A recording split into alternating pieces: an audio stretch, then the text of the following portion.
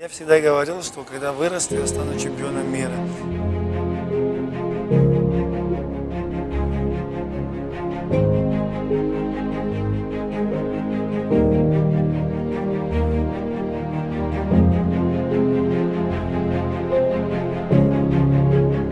В детстве я всегда смотрел фильмы Брюс Ли и любил и восточные единоборства. И я всегда говорил, что когда вырасту, я стану чемпионом мира.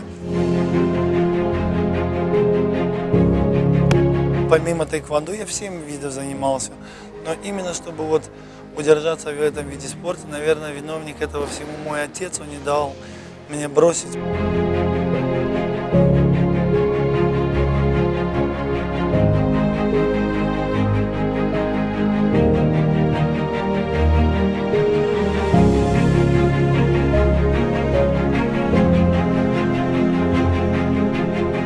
Когда первый раз на чемпионаты международные выезжаешь, и ты чувствуешь, что тебе это нравится, тогда вот первый мой турнир, и я сразу обладатель Кубка Европы стал, приехал.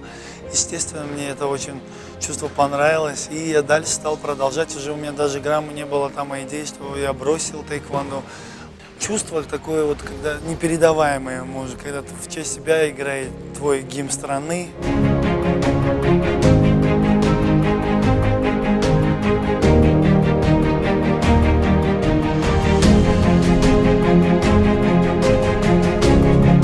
Когда ты берешь первые места, и в один момент у тебя это не получается никак, у тебя как будто у тебя на какое-то клеймо на тебе, у тебя просто ты приезжаешь с чемпионата, у тебя нету золота, на самом деле это очень сложно. Уверенность и вера в себя немножко проходит уже.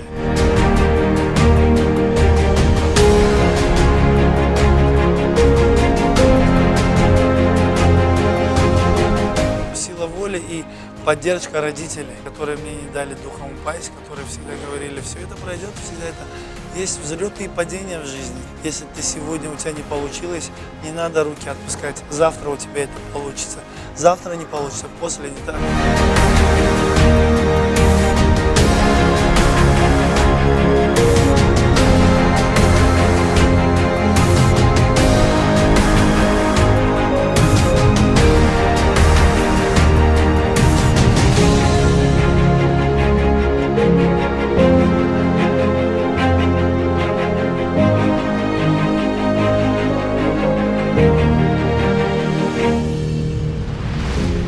После замужества я думала, больше не буду тренироваться, но так как мой муж, получается, в этой сфере работает, он один из лучших тренеров, он как-то мне предложил, может, ты начнешь тренироваться?